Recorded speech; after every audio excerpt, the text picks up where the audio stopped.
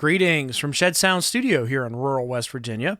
My name is Ian Beabout, and today I thought I would continue with my review of the Jethro Tull 40th anniversary box sets that have been remixed by Steven Wilson and also, in some cases, Jacko Jaksic of King Crimson. So this is actually the prior to Stormwatch, this is actually the most recent release. I think this came out in 2018, and I think Stormwatch was right after this. This is Jethro Tull's debut album, This Was.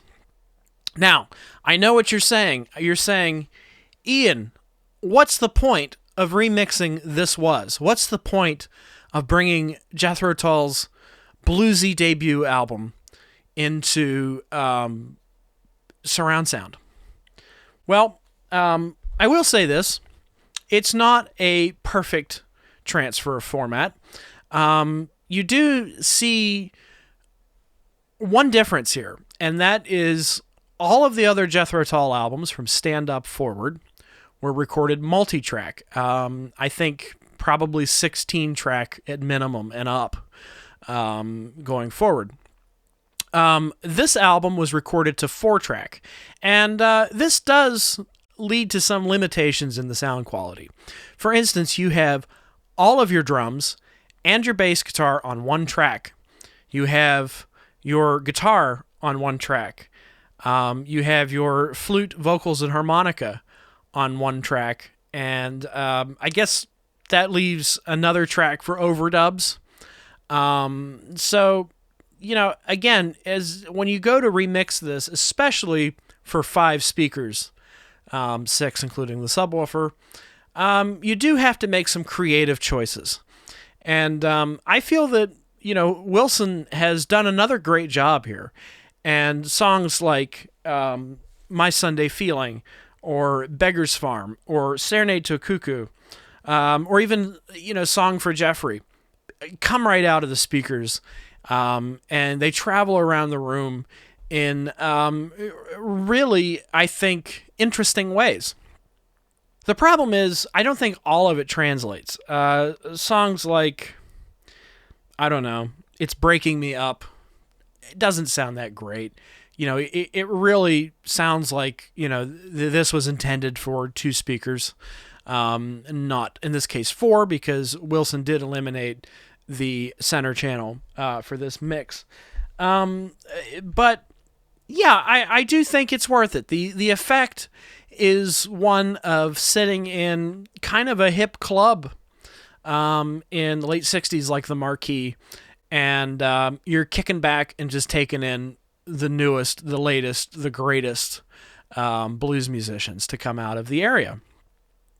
So I don't want to sound like I'm unenthusiastic about this. I actually think it's a great mix. I do, however, think that Wilson's stereo mix of this album is nothing short of exemplary. And it is without a doubt the best this album has ever sounded. And if, you know, there's any reason to disagree with that, I think there are 2 other versions of the album available here. There's the 1968 UK stereo mix and the 1968 mono mix. So you can compare what Wilson's done, and it breathes new life into these songs, and it makes you feel like you're listening to them for the first time. So I really can't fault any of the work that he's done here, and I honestly think this is one of his more creative efforts in both the stereo space and especially the surround space. Wilson really had to think outside the box to make this one work. So I commend them for that. Again, this isn't one of my favorite Jethro Tull albums. They do seem to be still cooking.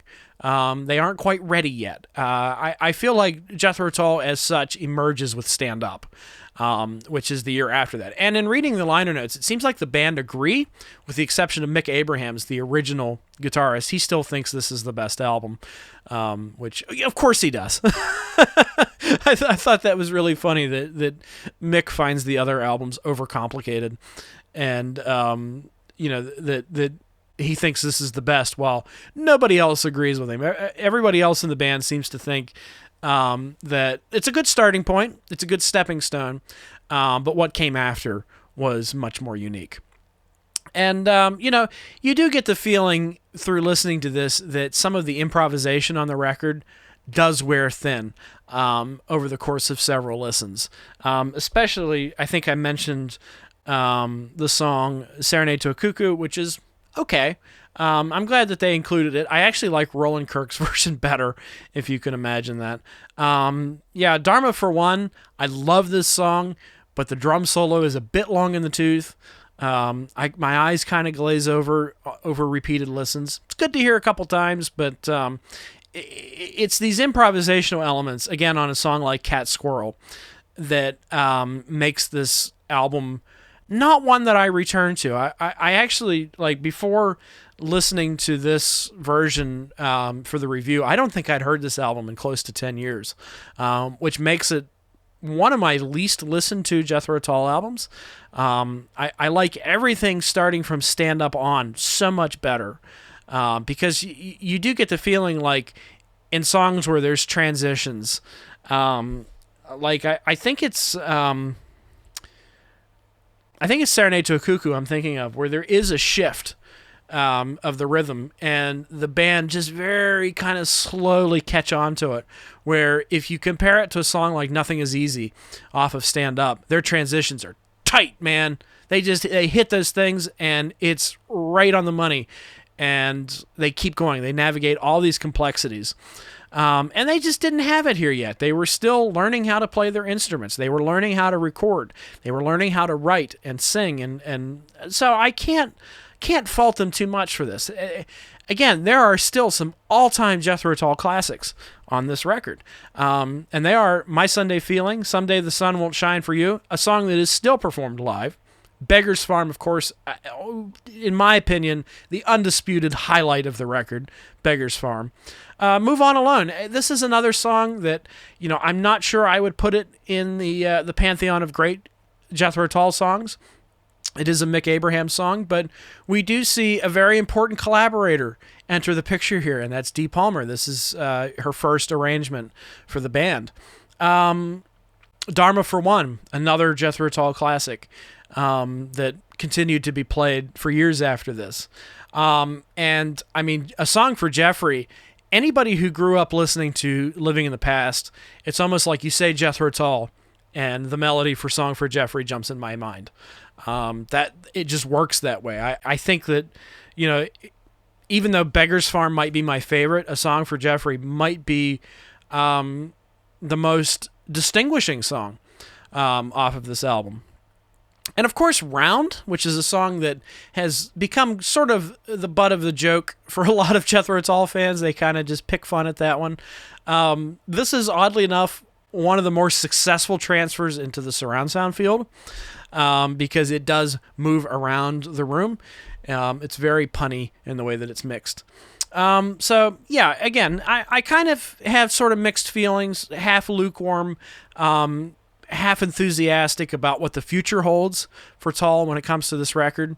But in terms of historical importance, I feel like if you're a Jethro Tull fan, you have to have this. You have to know where they came from. And this box set does a wonderful job of contextualizing why this was the important stepping stone that it ended up being. And along with this, you get some more historically important tracks, like Love Story, which again is another absolute highlight. This along with A Christmas Story are the only two tracks remixed in 5.1 surround sound, which to me almost makes the price of admission worth it to get to hear Love Story and A Christmas Song. But you also get some studio outtakes like Serenade to a Cuckoo Take 1, which is pretty hot. I actually enjoyed listening to that a few moments before recording this review. Someday the Sun Won't Shine for You, faster version. I'm actually glad that they picked the slower version. Move On Alone with the flute. Again, I like Dee Palmer's arrangements, but I'm glad this was included. And what is possibly, the most disappointing unreleased track of all time, Ultimate Confusion. And I say it's disappointing because when you see a track that you don't recognize on a Tull release, as a Tull fan, I automatically get excited. But this is kind of like a bunch of random noise. They're just kind of goofing off in the studio. And in some ways, it reminds me a little bit of the improvisational section of Moonchild off of the first King Crimson record, except that it lacks kind of the knowledge of what makes freeform improvisation work. It really lacks the stuff, in my opinion, of a truly classic freeform improvisation. So I'm really glad that they included this. It makes me happy that Ian Anderson is willing to release anything on these sets, because there was a time where we'd heard of these songs, something like Apocalypse off the Stormwatch album, or Sailor off of Passion Play or Chateau Disaster. And we just kind of dreamed of these things being released. And we'd kind of heard that they were awful and that not worthy of the name Jethro Tull. But then when they come out, it's like, oh, these are good songs. But when it comes to Ultimate Confusion, it's sort of like, well, I'm glad they included it. It's nice to know that Jethro Tull in their early days were willing to let their hair down and try something that was totally outside of their reach. But this isn't the highlight for me. This isn't the reason to get this box set. So on CD2, you get some really cool stuff, actually. 2 BBC Top Gear sessions. One from July 23rd, 1968, and another from November 5th, 1968. This is awesome stuff. This is stuff that, I never thought would see the light of day. The BBC are infamous for wiping their recordings. In fact, the booklet talks about a video recording that got wiped. So we'll never know what this lineup looked like in motion. So it's really great to get these Top Gear sessions because they are different renditions. You do get to hear unique improvisations that stretch out in the live format, and I really enjoy listening to these. It brings a fresh take to these songs that, like I said, the original album, the improvisations sometimes weigh down over repeat listens. But there's something about going back and listening to the live material that you're like, oh, wait a minute, the improvisations on the album were a placeholder for what was like really cool stuff when you actually got to see the band live. So I'm glad this was included. I honestly feel like, as far as the extras go, these 9 tracks, these 9 live tracks, these BBC sessions, are one of the huge draws of the set. One of the coolest things to check out. You also get one for John G., a song that was on the 20th anniversary box set but hasn't been available for a long time. You get some mono stuff, Love Story, Christmas Song. This is for the purists. You also get Sunshine Day and Aeroplane, the first recorded songs by Jethro Tull. And the booklet goes into detail about these recordings, which were done with Derek Lawrence, who was kind of not that interested in producing the Tull. He was kind of one of those, it's me, it's my sound, I'm the producer kind of producers. So they aren't super representative of what Jethro Tull were trying to accomplish. And I really think at this time they were trying to be musicians. And they ultimately did achieve this over the course of the next couple of years. And, people talk about seeing them live at this time and that they were just remarkable. There was nothing else like them on the scene. So these 2 recordings, the early ones, Sunshine Day and Aeroplane, which were released, of course, infamously under the name Jethro Tull, are important for historical purposes, and I'm glad they were included, but they don't represent the band. In fact, neither of them were written by Ian Anderson. I think Sunshine Day was written by Mick, and the booklet says that the Aeroplane was written by Glenn Cornick. So, it's kind of perplexing that these sort of psychedelic oddities were the first Jethro Tull recordings, and then they subsequently did something completely different. It's actually a great metaphor for the band as a whole. You also get Blues for the 18th, a John Evans Smash studio outtake. I was really excited to hear this because I've heard of the John Evans Smash because, of course, John Evans and Barry Barlow and I believe Jeffrey Hammond all came from that band and left, but then they came back. They came back when Jethro Tull started making a name for themselves in the early '70s. So it is kind of cool to hear that cut, even though it's not super exciting musically or really a great thing to listen to over and over again. It's nice that they included it for historical purposes. All right, you get some. You get the promo stereo mix of Love Story and 2 FM radio spots.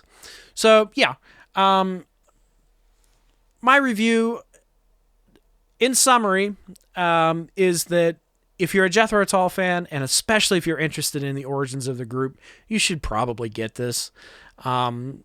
Yes, it doesn't translate as well to surround as the others do, but it's still worth hearing. Like I actually quite liked the atmosphere created by hearing these recordings come from all around you.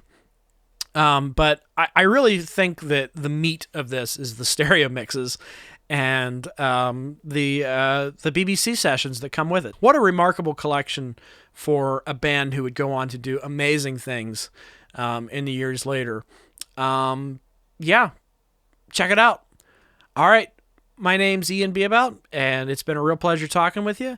If you have a chance to hear this and would like to share your opinion with me, please feel free to do so in the comments. If you'd like to see me review more Jethro Tull surround mixes or surround mixes in general, I have a lot of King Crimson stuff, a lot of XTC stuff. Let me know. I would be happy to go through these and talk about them. It's really fun for me. So, all right. Once again, my name's Ian Beabout, and I hope to talk to you real soon. Bye-bye.